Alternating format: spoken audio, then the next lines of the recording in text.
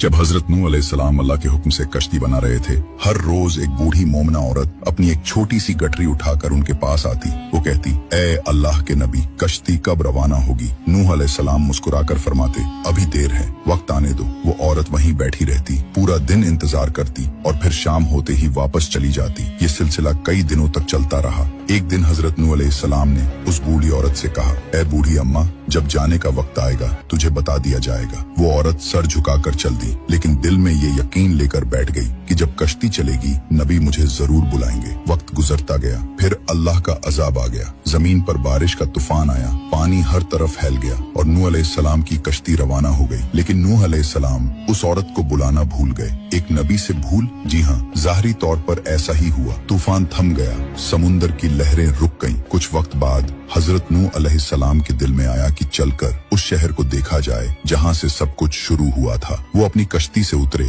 और शहर की तरफ चले। जब शहर पहुँचे तो देखा हर तरफ वीरानी थी, तबाही थी, मगर एक कोने में एक झोपड़ी से रोशनी आ रही थी। एक दिया जल रहा था। नूह अलैहिस्सलाम हैरान हुए, इतना बड़ा तूफान आया, सब कुछ डूब गया, लेकिन ये दिया कैसे जल रहा है? उन्होंने जोर से अल्लाहू अकबर की तकबीर लगाई। झोपड़ी का पर्दा उठा। वही बूढ़ी औरत गठरी उठाए बाहर आई और बड़ी मासूमियत से बोली, या नबी अल्लाह, क्या कश्ती अब तैयार है? चले। नूह अलैहिस्सलाम की आंखें हैरत से फैल गईं। उन्होंने कहा, ए बूढ़ी अम्मा, तुझे कुछ भी पता नहीं चला। बूढ़ी औरत ने सादा दिली से जवाब दिया, क्या नहीं पता चला या नबी अल्लाह? नूह अलैहिस्सलाम बोले, इतना बड़ा तूफान आया, दुनिया डूब गई, बारिशें बरसी, लोगों पर अजाब आ गया और तुझे कुछ खबर नहीं? वो औरत बड़ी सादगी से बोली, या नबी अल्लाह, एक दिन बादल कुछ गरजे थे और हल्की सी फुहार पड़ी थी बस। नूह अलैहिस्सलाम ने आसमान की तरफ देखा और कहा, ए मेरे रब, ये क्या माजरा है? तब अल्लाह ताला ने हजरत नूह अलैहिस्सलाम पर वही नाजिल फरमाई, ए मेरे प्यारे नबी, इस औरत के दिल में तुम्हारी मोहब्बत थी और तुमने उससे वादा किया था कि जब कश्ती रवाना होगी तुम उसे ले चलोगे। तुम अपने वादे को भूल गए, लेकिन मैं